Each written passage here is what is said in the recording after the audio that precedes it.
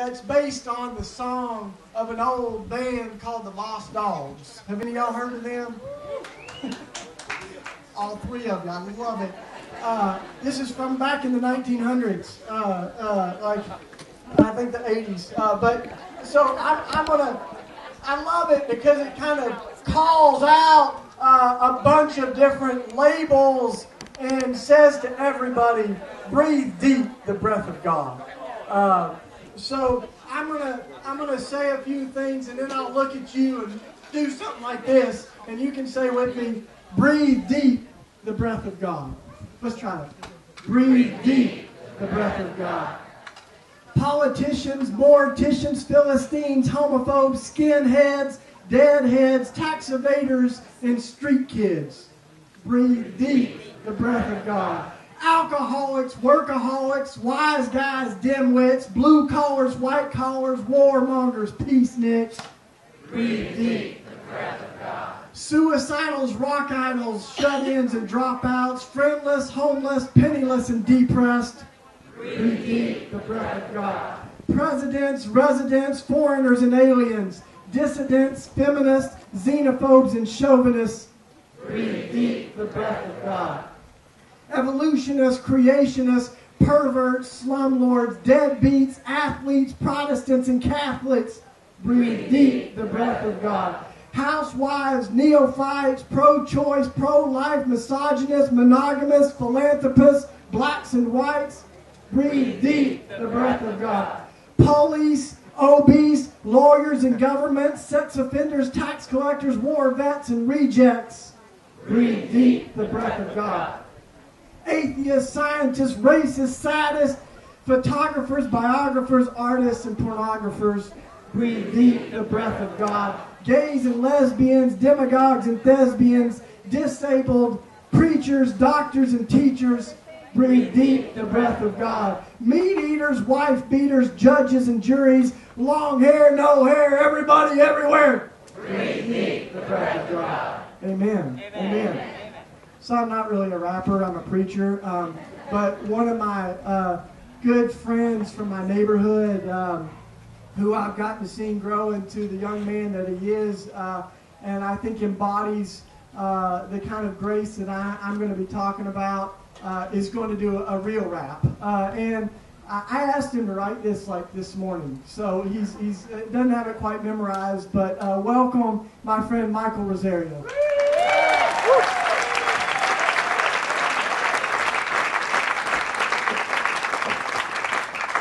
Hello everyone. I'm actually kind of nervous, but it's cool. Okay, we all need peace. It's never or this world will be deceased. Its population increase. That results in more mouths we gotta feed, but the government's corrupt. They ain't trying to help.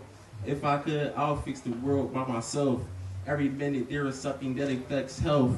You not working just because you got wealth is a sin. We got to stop the violence and the wars and disease that is killing us. We should find cures. We all need Jesus, and I'm pretty sure he needs us from the Bible. He just feed us all this knowledge that just keep us intact. Because we all know he got our backs, even though this world's wild like a train off the track. So look around and make a new friend today. Keep the peace and do things the simple way.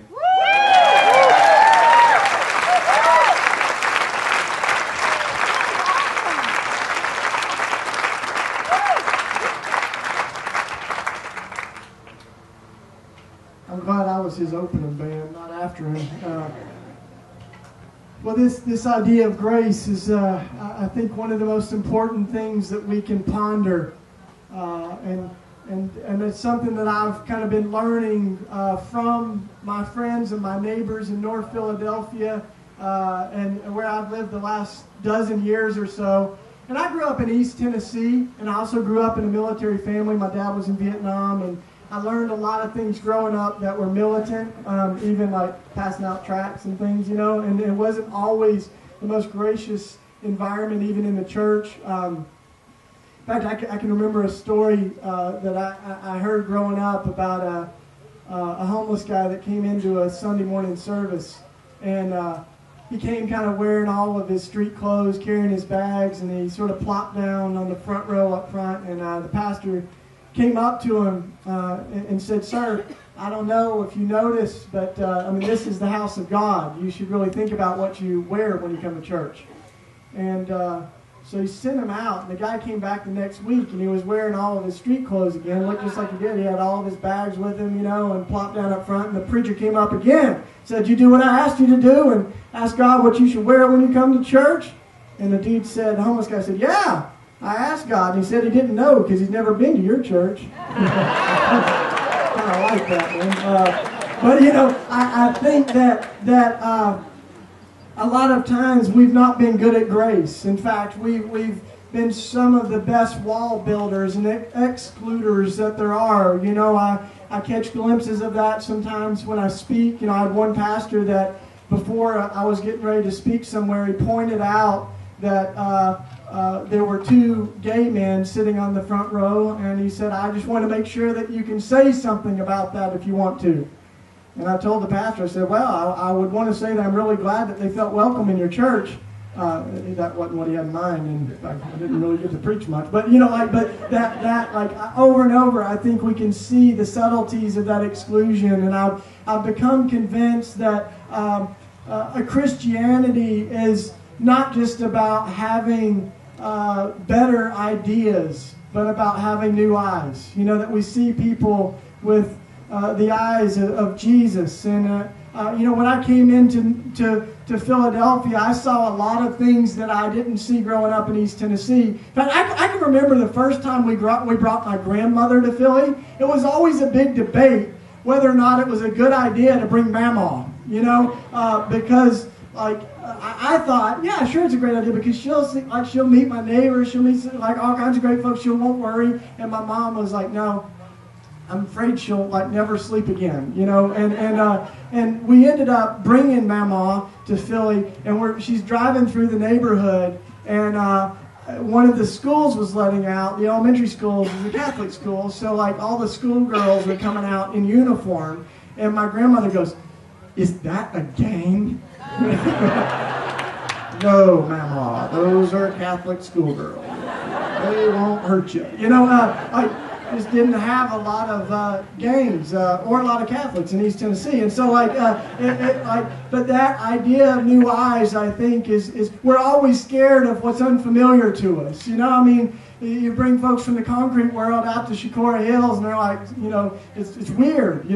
There's ticks. And you bring the rural kids in the city, and they're scared. And I think one of the things that I had to continue to do is to ask that God would give me eyes to see folks as Jesus sees them. And I think it's a good kind of prayer for all of us as we build walls with whoever it is, And one of my first experiences in our neighborhood was when a bunch of my community mates at the Simple Way, we were walking to the store to get food. And in order to go to the grocery store, we had to walk down Kensington Avenue. And Kensington Avenue is one of the strips where there's a lot of drug trafficking and a lot of prostitution, a lot of tears, and a lot of pain.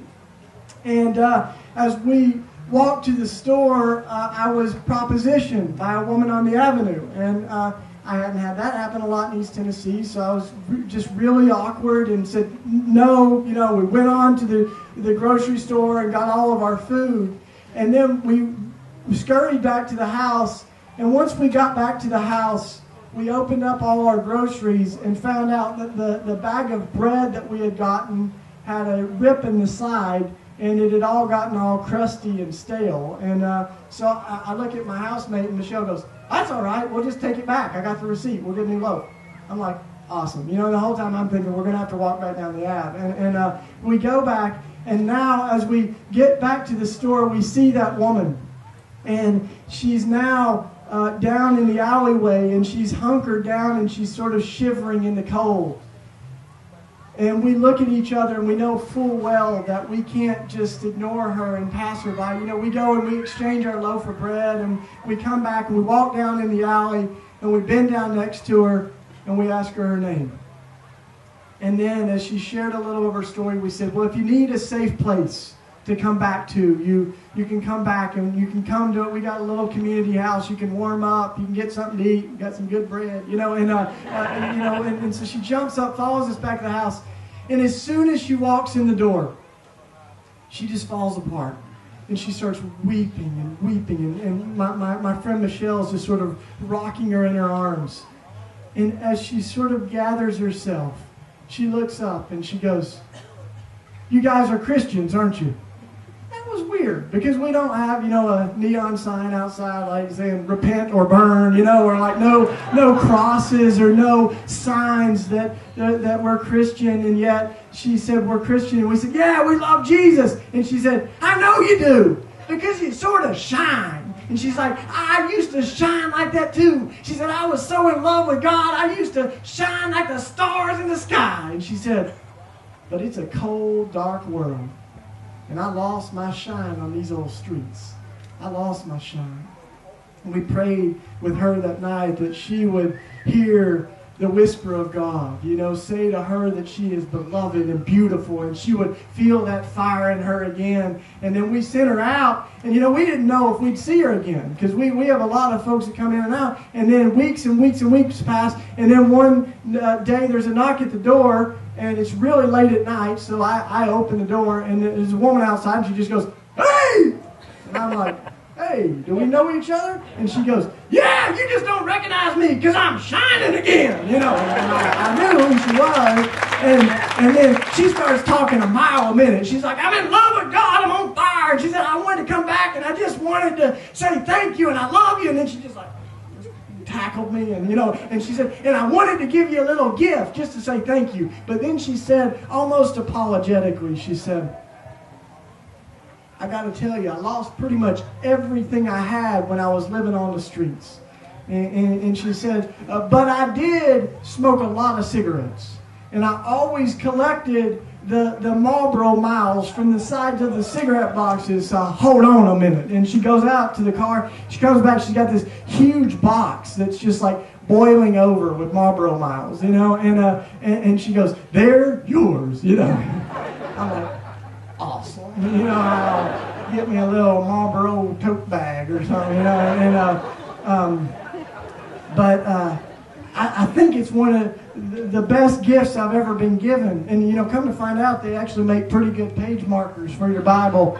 I use them for that. And yet, every time I look at it, that little Marlboro mile, I'm reminded that we have a God that is loving people back to life. A God that is a God of resurrection and grace that invites us into that redemptive work of loving people back to life again. And all of us have been in places where we felt the light go out a little bit. And that's why I find it so troubling, that we miss it so much in the Christian community. In fact, I was talking to one of my buddies about this story. I told him this story. And this is one of those guys that really likes to argue theology. You know those people, right? If you don't know those people, you probably are those people. But he's always wanting to argue. And so I tell him the story, and he goes, "Well, what's amazing is Jesus never actually talked to a prostitute." I'm like, hold on a minute. I get my Bible. I'm ready to spar. And I start getting ready. And he's like, no. Listen, Jesus never talked to a prostitute because he didn't see a prostitute. He just saw a child that he's madly in love with. I told my buddy, "Okay, you win, but only this time." And I think that those eyes are the eyes that we learn to see with when the Spirit is transforming us, and those are the over and over. I think we have Jesus challenging the patterns of violence, the patterns of disgrace. I love that story where the woman is caught in the middle of adultery. This scene, right? People ask about the death penalty. You want to know what Jesus thinks about the death penalty? We read this one, right? And so the woman is caught in adultery. It's a capital crime. So everybody's ready to kill her. It was legal to kill her. The death penalty was legal in this situation. And so all the guys are around. They got their stones ready. And Jesus interrupts the scene with grace, right? And I love it. I mean, it's kind of weird in the beginning. He comes in, he starts digging in the dirt. I'm not sure what that's about. You know, I mean, like, maybe he's buying a little time. I don't know. We asked the kids, like, what do you think he was writing? And one of the kids said, if this doesn't work, run, woman. He knows. But nonetheless, he's doing something in the dirt. And then he says to all those guys, let the one who's without sin cast the first stone. And of course, he'll remind us that if we've even looked at someone with lust in our eyes, that we too are adulterers. That if we've called someone a fool, we're murderers. And all of us are adulterers and murderers, and yet not one of us is beyond redemption. And you can start to kind of hear the stones fall. And they all walk away, and Jesus is great. He goes up and he's like, where'd they go? You know, and the only one who is left with any right to throw a stone has absolutely no inclination to do so. And from that we can see that the closer we are to God, the less we want to throw stones at other people. And it should break our hearts that sometimes Christians have been the quickest people to argue for the death penalty, and the quickest people to lead. We should be the hardest people in the world to ever be convinced that violence is necessary, not the people leading the war drums and picking up the stones. Amen? And so I think that the conversation that's happening here at Wild Goose is so beautiful, because I think there's a movement of Christians who want to be known not for death, but for life. And we follow a Jesus who was the way, the truth, and the life.